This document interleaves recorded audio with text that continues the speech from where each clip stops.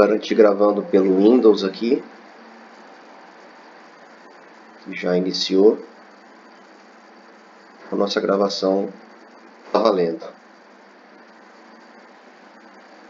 Bom, primeiro queria agradecer a presença aí de quem veio assistir ao vivo aqui a aula e reforçar que é sempre importante, né, quem puder assistir ao vivo, porque pode tirar dúvida na hora, já mata esse compromisso de assistir a aula e fica bem informado, né? Então, nessa aula a gente vai detalhar um pouco, a gente começou na primeira, vamos avançar um pouco nessa temática, até que nós tenhamos segurança, né, e argumentos para poder debater sustentabilidade na construção civil, né? Então, para isso a gente precisa conhecer um pouco mais a fundo, ainda mais num país e numa época em que há muito negacionismo científico, né? E isso acaba prejudicando a atuação do engenheiro civil nessas questões, exatamente porque vai enfrentar pela frente clientes e servidores e colaboradores que vão entender que a construção sustentável nada mais é do que um marketing verde, ou é um mimimi, ou é conversa para boi dormir, ou é dominação estrangeira na Amazônia, enfim. Então a gente precisa ter um pouco mais de segurança e estabelecer aqui o que é de fato paradigma científico válido nos dias de hoje, né? Não quer dizer que tudo que eu vou apresentar aqui vai se comprovar, né? Assim como a gente não tem nenhuma condição de afirmar que algum dia nós teremos uma vacina contra o coronavírus, a gente também não tem como argumentar com certeza que o aquecimento global vai ser uma realidade e que o comportamento previsto para ele vai ser esse que eu vou apresentar hoje aqui. Mas ainda bem que é assim, porque a ciência ela tem que ser falseável, né? Ela tem que aceitar o contraditório. Então, como é que você convence, né, com a ciência diferente de religião ou diferente de algo sobrenatural?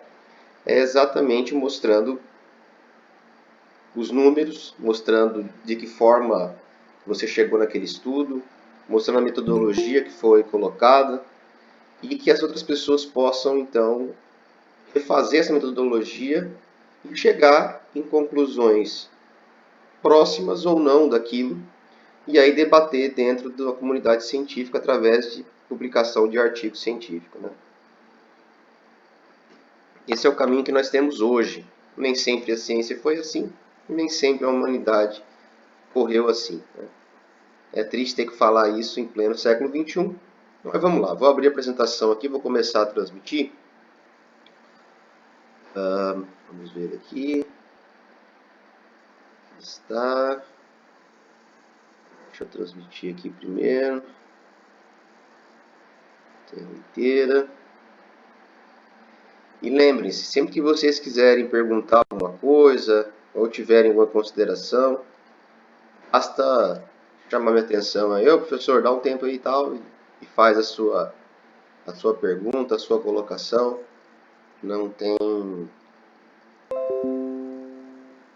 E aí, vocês devem estar vendo agora então a minha tela. Se não tiverem também, dá um grito. Não fiquem aí deixando o professor falar sozinho. Então, nós vamos começar falando e vou mostrar depois desse ambiente então do século XXI que nós vivemos, que é essa cidade superpovoada. Mas para isso a gente precisa entender algumas diferenças, né? A primeira diferença é com relação a tempo e clima. Parece a mesma coisa, muita gente acha, mas isso é muito claro. Não. O tempo é a condição, é essa condição instantânea, né? Como é que está o tempo hoje? Está parcialmente nublado, sol entre nuvens, tem a possibilidade de ter uma tempestade hoje em todo o estado do Mato Grosso, né, com ventos de até 100 km por hora. A gente vai ver também que é uma condição que daqui para frente vai ser cada vez mais constante. Então, como que é o tempo? Qual a previsão do tempo para os próximos dias? É aquela condição instantânea, aquele dia específico, né? Já o clima é uma condição previsível e esperada do comportamento das variáveis climatológicas ao longo dos anos. Então, por exemplo, nós temos o Mato Grosso, o Brasil, com os climas de Köppen, né, que é uma classificação pouco detalhada, mas nós temos aqui a região de Campo Verde, Rondonópolis, Chapada, que de fato é um clima diferente da região do Pantanal, Baixada Cuiabana e Cerrado, de um clima diferenciado do clima amazônico. Sinop estaria aqui então nessa transição. Isso tem mudado também. A gente vai ver que até isso, que mais ou menos aconteceria todo ano, este ano, por exemplo, foi diferenciado. Alguém pode perguntar, professor, já aconteceu outra seca dessa em 2010? Já tinha acontecido outra seca dessa antes de começar a cidade de Sinop, lá em 73, 72? Nós vamos chegar lá. Né? Nós temos hoje, então, uma grande variabilidade climática. Né?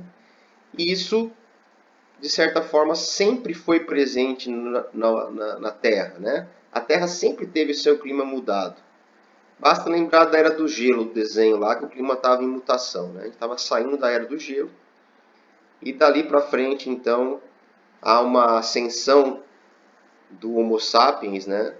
Há uma predominância do Homo sapiens sendo distribuído por todo o globo, né? Chegando aqui nas Américas, por exemplo, e a estimativa que nós temos é de 50 mil anos atrás, então, já tinha presença de Homo sapiens na América do Sul. E, como eu disse, o clima sempre esteve mudando, né? A gente teve as eras glaciais, a última glaciação que acabei de falar para vocês, né? Então, lá, nos últimos 1000 anos, né, a gente tem, né, observado claramente, olha aqui. Então, do ano 1000 ao ano 2000, alterou lá por volta de 1400, incluindo o Brasil, nós tivemos um declínio aqui da média da temperatura, mas olha lá, sempre volta, né, para o mesmo nível, sempre volta para o mesmo nível. Um verão um pouco mais quente, outro verão, um inverno um pouco mais frio, outro, quer dizer, vai oscilando, mas no geral nós temos uma previsibilidade. Isso não é verdade a partir dos anos de 1860, dos anos de 1900. O que tem aqui, que começa aqui para valer e que tem essa projeção aqui, né? Quer dizer, no ano 2000 já meio grau acima, né, do que a gente considera aqui como zero. O que acontece ali, né?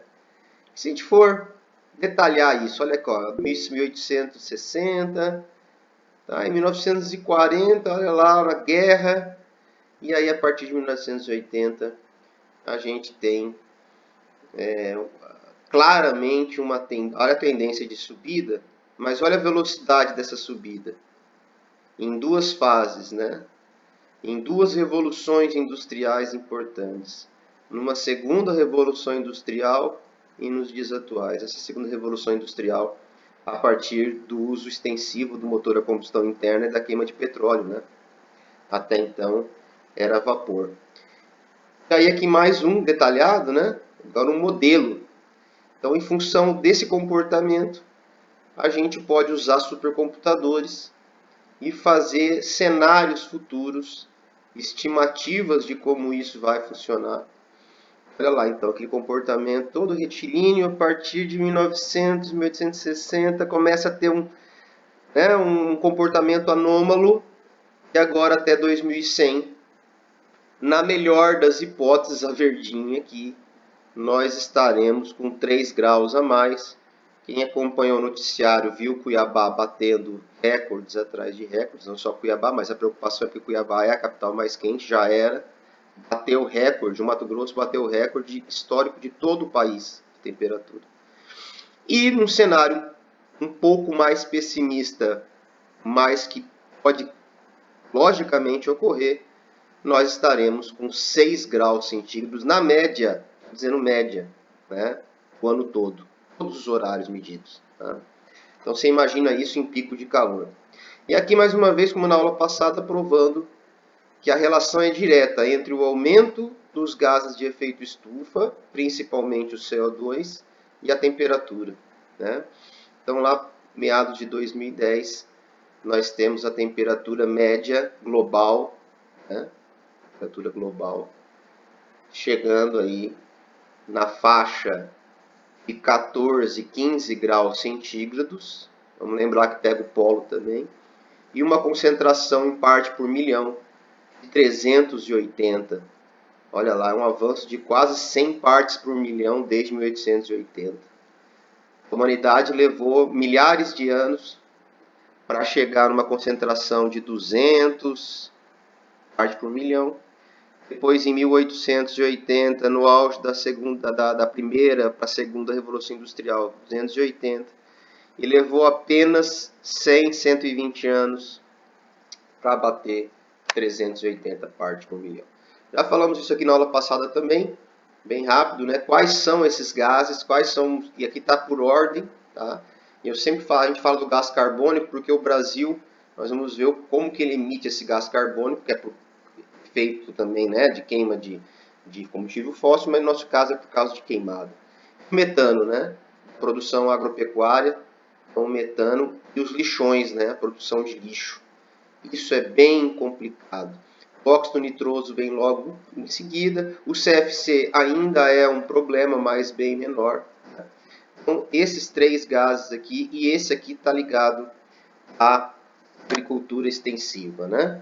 Vou trazer então para vocês, vamos ver se eu acho esse vídeo aqui, para vocês verem, é para torcer a favor, tá? O Brasil aqui mal em estar nesse ranking. Vamos ver esse vídeo. Vou falar para vocês já.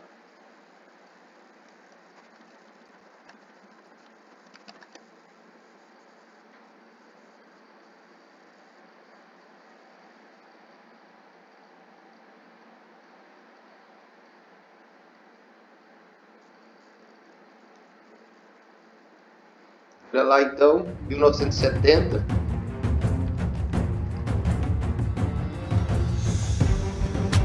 Os principais emissores, né, os Estados Unidos, a potência industrial, né?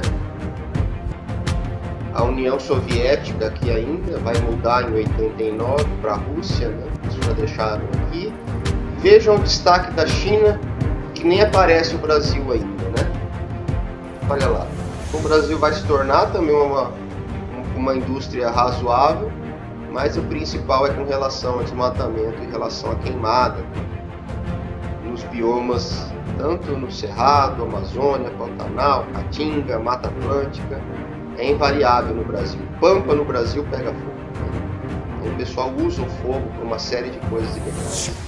Reparem na China, então, a partir dos anos 90, ainda não apareceu o Brasil. As nações europeias desenvolvidas, né? Mas elas mudam a matriz energética e está o Brasil aparecendo.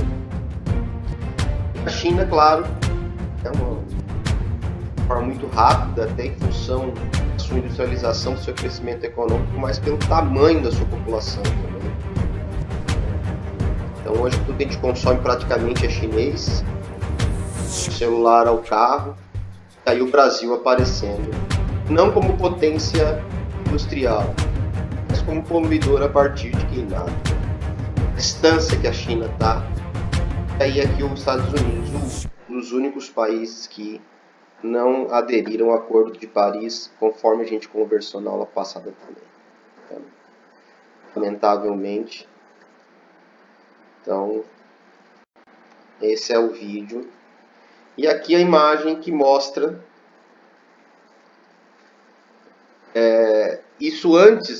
isso aqui ainda antes deste ano. Este ano é recorde de novo. 2019 foi recorde, uma imagem de 2019 da NASA, mostrando cada pontinho é uma queimada e a nuvem de fumaça saindo disso daí. Para vocês entenderem, Aqui é o bioma amazônico, né? É o bioma amazônico. E aí vocês veem que nas franjas da floresta e ao longo dos rios e estradas esses focos são mais presentes. De fato, a floresta amazônica, como floresta tropical, como floresta de chuva, ela não tende a pegar fogo, né? Porque ela tem muita umidade no seu sistema. Mas isso aqui deriva da abertura de áreas do desmatamento, principalmente para pasto e cultivo de monocultura de soja. E aí, para limpar o que sobrou desse desmate, então, o pessoal bota fogo, né? Então, não há nenhuma prova que indígenas façam isso, ou que ONGs façam isso, mas há registro de que a agropecuária se valha desse tipo de expediente, né? Então vejam, no mês de março, que é um mês chuvoso, não consegue fazer pegar fogo, né? A gente tem aqui muito pouca biomassa sendo queimada, muito pouco monóxido e dióxido de carbono sendo lançado na atmosfera. Mas olha aqui, o que será que é esse ponto aqui de emissão gigantesca, né? Como que é isso? É exatamente o norte do Mato Grosso, Goiás, o oeste da Bahia, onde tem plantação, sul do Pará. Quer dizer, uma emissão gigantesca e estou na época da seca, né, em setembro. Ah, professor, mas isso aí, tudo bem, né? O que vai acontecer então? Aqui é um cenário futuro, né, que mostra as áreas em vermelho com mais inundação, vão estar submersas, e em verde com algum alagamento dos rios, aqui o Rio Amazonas e o Rio da Prata, né? O Rio da Prata. Então, o sul dos Estados Unidos, no Golfo do México, deixaria de existir.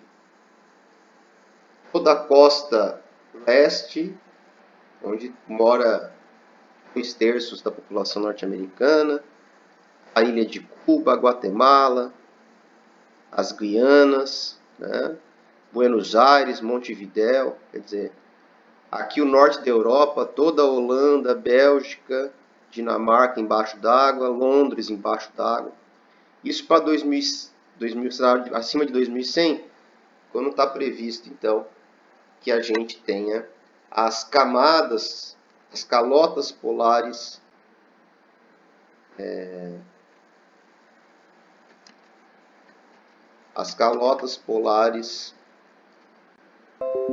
nesse contexto aqui que mostra a NASA também pra gente. Vamos ver, o videozinho é curtinho, eu vou comentando o inglês aqui em cima. Olha